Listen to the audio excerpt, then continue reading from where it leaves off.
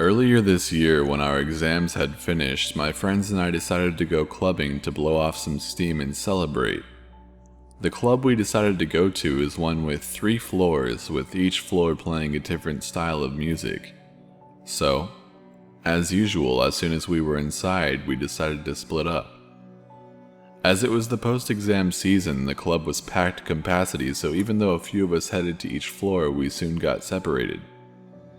I'm not sure how long I had been dancing, but eventually it was so hot I felt as though I was going to pass out, so I began elbowing my way through the dancing swarm towards the air-conditioned seating area near the back of the second floor, which, in case you were wondering, is the nothing but hits floor. Obviously, no actual seats were free, so I just stood in the alcove and tried to cool down. One of my friends, Noor, is Muslim, and so for religious reasons she doesn't drink, and she definitely does not hook up with people. She literally just goes to clubs in order to spend time with friends and dance. That night she had joked that we were the teetotal twins, as I was banned from drinking due to just finishing up a course of antibiotics. I'm a medic, so I know not to cheat. I'm not exactly a fan of contributing to the rise of superbugs. So, you can see why it would have caught my attention when I thought I saw her being piggybacked by a tall guy with messy, light-colored hair who was built like a rugby player. I called out her name, but obviously I could have been screaming directly in her ear and she wouldn't have heard me in that club. I ran after them and grabbed the guy's t-shirt, yanking him to a halt. He turned around, and as he did so, I saw Noor's head flop back. She was completely out of it. "Is she alright?" I yelled, pointing at her. The guy laughed and nodded. Yeah, she just had a few too many drinks and passed out. I can't quite describe the feeling that hit me at that instant. The closest I can get is that jarring jolt of panic that rips through you when you wake up in the morning, check your clock, and realize you slept through your alarm. Noor didn't drink, and she doesn't drink. Does she need some water or something? Nah, it's cool. I'll just take her back to my place and let her sleep it off there. I really think she needs some water first. At this, the guy took a step away from me and said she was a total lightweight and how this happened all the time. It's alright. She's my girlfriend. I just stared at him for a second and wondered what the hell to do. I knew I couldn't fight the guy as he was about 3 times my size. I sure as hell wasn't going to let him take my friend anywhere, but in the time it would take to explain what was going on and ask for help from a stranger, he'd be gone and he'd probably have taken Noor with him. So I tried to stall for time. "Listen man, I'm a medic and she looks seriously dehydrated. Why don't you sit down with her for a second and I'll go get her a glass of water." "I only live around the corner, it's cool," he said. "Let me just try and wake her up before you leave, okay?" He hesitated for a second, but finally nodded, and together we managed to persuade someone to move so he could set Noor down. "Wait here, okay?" And then he just nodded. I set off as though towards the bar, but as soon as I was obscured by the crowd, I made a beeline for the entrance to the second floor where I knew there was always a bouncer on guard. I tried not to sound completely hysterical as I yelled over the music to him that my friend had been drugged and some guy was trying to kidnap her. He told me to calm down and looked at me as though I was completely insane. Screaming, "I'm sober," at someone is probably one of the least convincing ways to convince anyone that that's true, but by this point I was in a panic as I realized I shouldn't have left Noor alone with that guy. "Please, just come with me," I told him.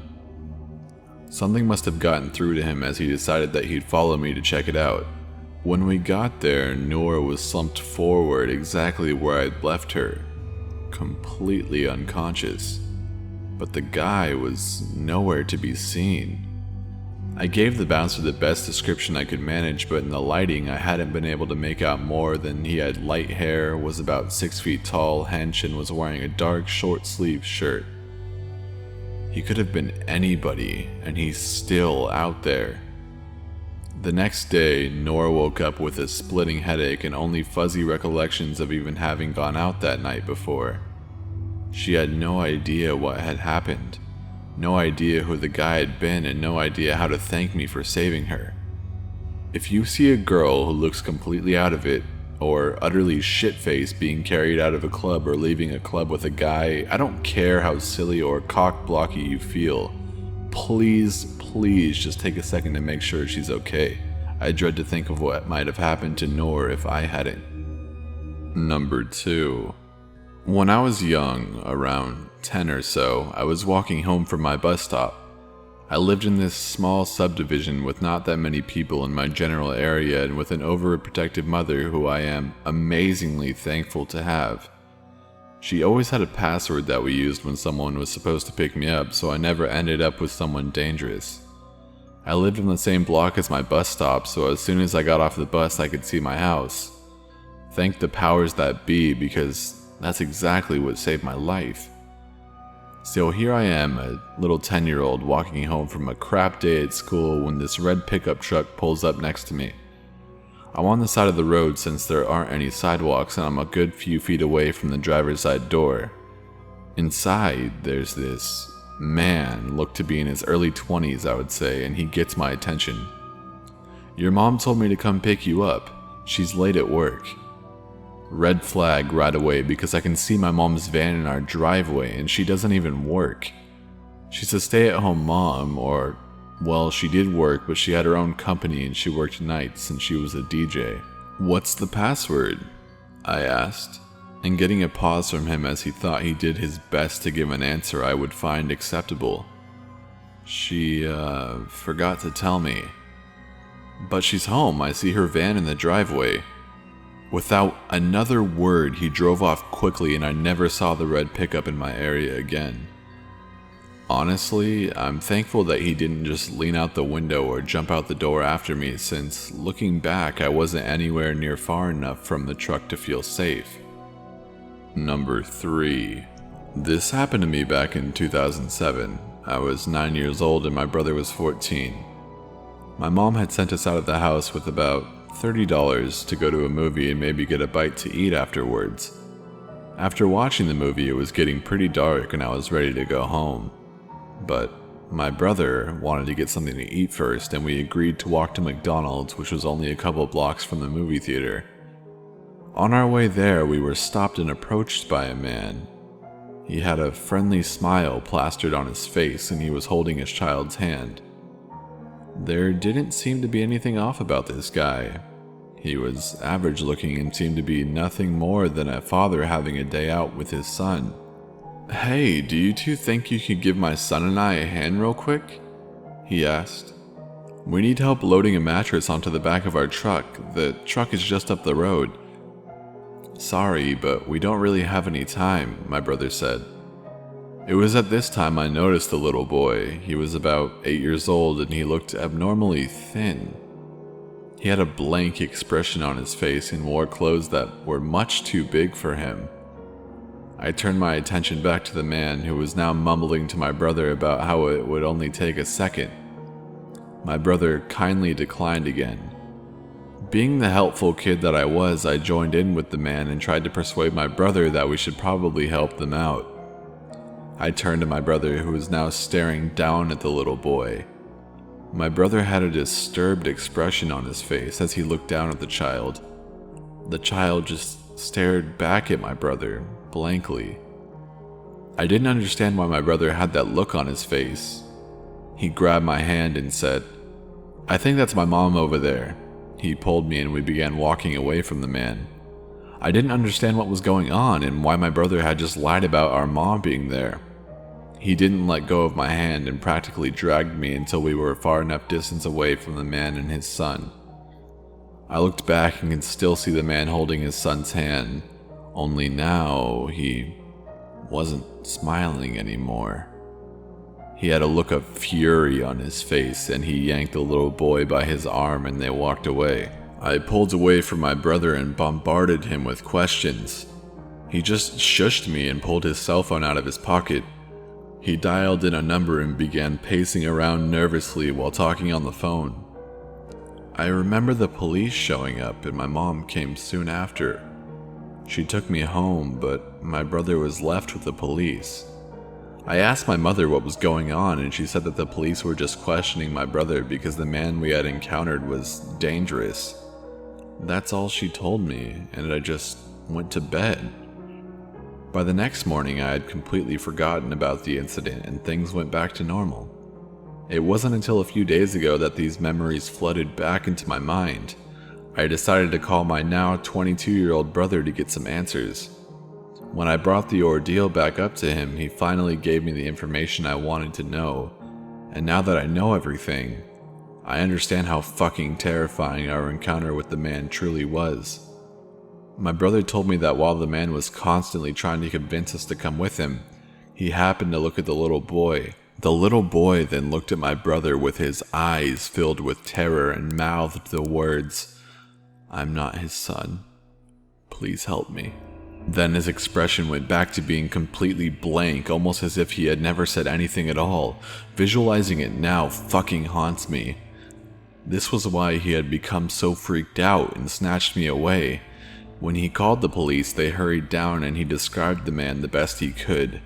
They couldn't do much with the little information my brother had given because we hadn't even seen the car that the man supposedly had. My brother told me that a few weeks into the investigation, they had found the little boy who was with the man dead. His body had been cruelly dumped in the woods. The cause of death was malnutrition and dehydration. If my brother and I had gone with this sicko, we likely would have met the same fate. He obviously couldn't have kidnapped both of us on his own, as my brother was a fairly strong guy. That meant he had to have had other pedophile partners who would help him snatch up unsuspecting kids. Unfortunately, they were never able to catch any of the sick fucks who did this to the child, but the man was definitely not his father, that's for sure.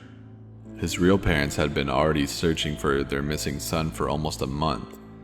The pedophile, or pedophiles, had managed to kidnap the poor kid and used him as their puppet to try to kidnap other children. Every time I think about the boy, I feel a deep pity for him.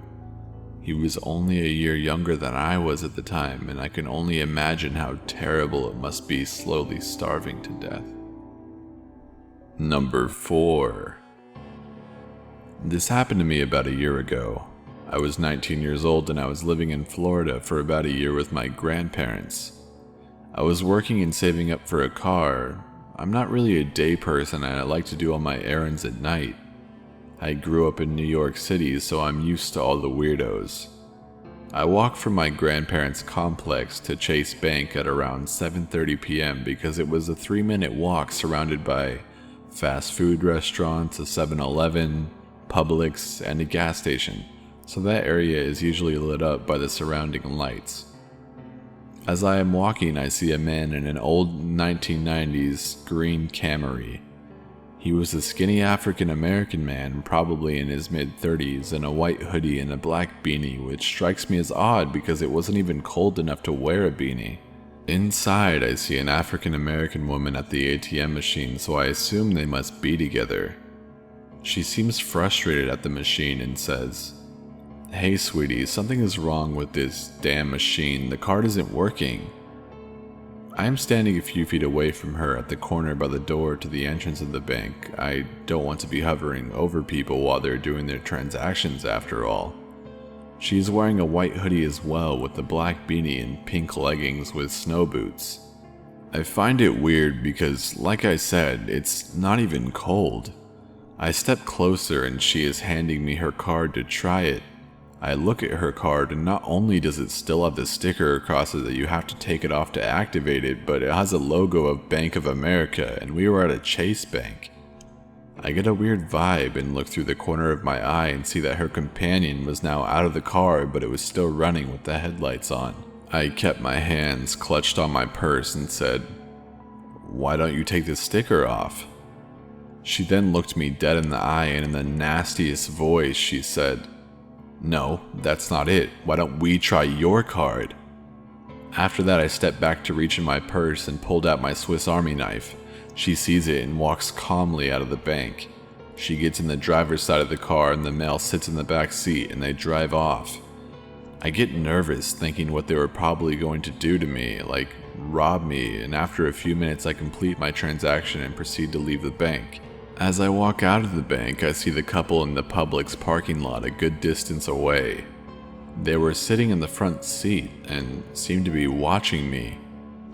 That's when I get freaked out. My brain starts buzzing. What if they follow me home and kill me or my grandparents? I proceed to call my grandpa to pick me up, and as I am on the phone, the couple drives by me with the woman still driving. They both look straight ahead and don't seem to look my way, but nonetheless I get freaked out. I walk the opposite direction to McDonald's. As I go inside, I see them drive past me further into the Publix parking lot. I wait in line to order my food since my grandpa was going to take a while because at his age, 68, he moves sort of slow. I order my food, get it, and sit down, which takes about 15 minutes to do. As I am eating, I look out the window and sure enough, I see the damn green Camry. This time the woman is driving, but I don't see the man anymore. She drives through the drive-thru and looks into the McDonald's I am in, but I'm not too sure if she saw me because her face was just emotionless. At this point I am freaking out, but don't want to text my grandpa to hurry up because I don't want him to freak out. Literally 2 minutes after, my grandpa shows up. He was pretty pissed that I had all morning to go to the bank and decided to go at night. Of all things, right? As he is driving out of the plaza, he stops at the stop sign and is signaling to the right to exit. And just like a damn horror movie, the Camry pulls up behind him with the man driving and the woman nowhere to be found. My grandpa drives off and I look behind me and see the woman run from inside the McDonald's into the car and they sped up behind us. I tell my grandpa exactly what's going on because at this point I am shitting bricks thinking, what the fuck is even going on? My grandpa decides to drive around a bit and not go directly home, which, looking back on it, was extremely smart of him to do. After a while, we stop at a fire station and pull inside. The green Camry drives off and we wait a while and call the police. Of course, nothing can be done because, well, they didn't do anything, but it was still freaky. I never saw the green car again, nor did I ever see the couple, but a lot of questions are left unanswered, which still bothers me. I avoided that plaza for a while until I got my first car, but man, that incident freaked me out so much. Number 5. It was early morning, around 7 a.m., and my fiance had already left for work. After spending the morning feeding and lounging with the baby in our bedroom, he fell asleep in my arms, so I moved him into his bassinet located right next to the queen-size bed. We live in a one-story home, so all of our rooms are ground floor. There are 2 large windows in our bedroom. They are narrow but stretch from floor to ceiling and let in a lot of beautiful natural lighting. After laying the baby down, I went into the kitchen to do some dishes. As I left the bedroom, I noticed that my cat was laying on the bed near the bassinet.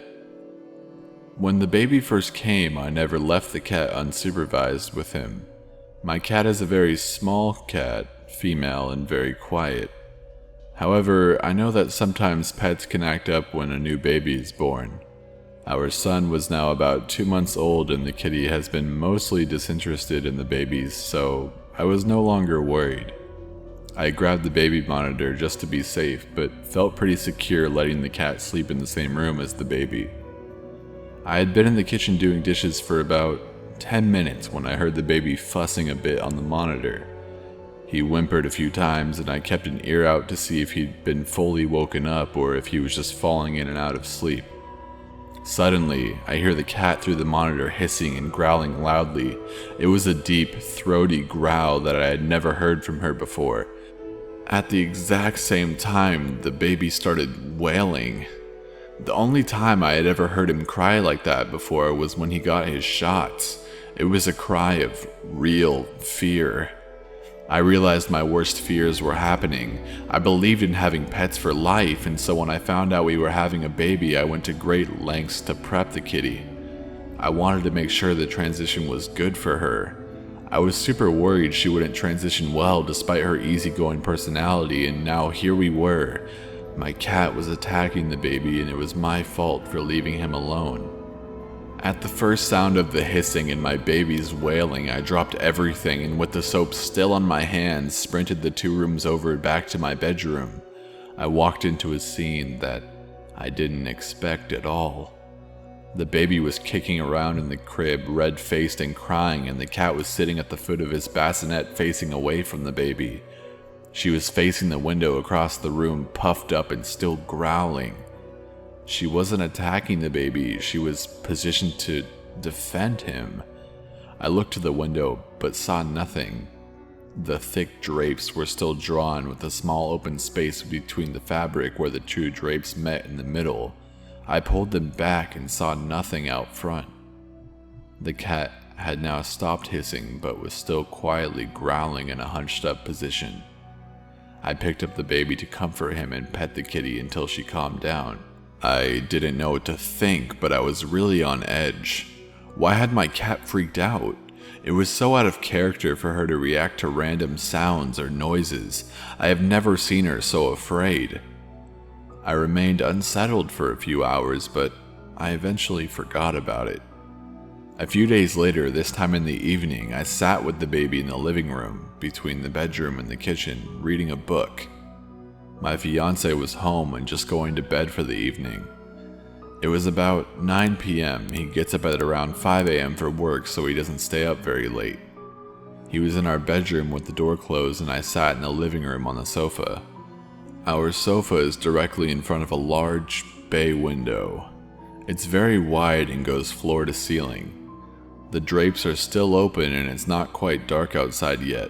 The sun is just starting to set. At some point, I sat the baby down on a mat in the middle of the living room floor and went to the kitchen to get something to eat. While preparing some rice, I started to get a prickly feeling on my neck. I felt as if someone was watching me, and for some reason I felt really reluctant to look out of the kitchen windows, which were also open at the time. I quickly finished making my food and decided to take it into the living room to eat. I didn't want to spend any more time in the kitchen.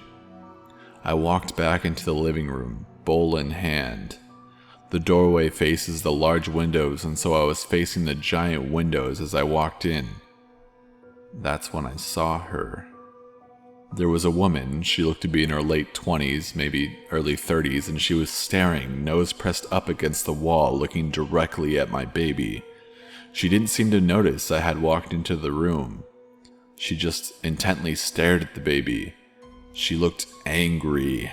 I felt terrified. I grabbed the baby and yelled for my fiancé. The lady in the window then took off running a full sprint. My fiancé came out in his boxers and was still half asleep. I told him about the woman and then about the previous day when the cat defended the baby. I became convinced that she had been watching the baby that day as well. This last incident happened fairly recently and I haven't noticed anything since, but I'm afraid that she's not done yet.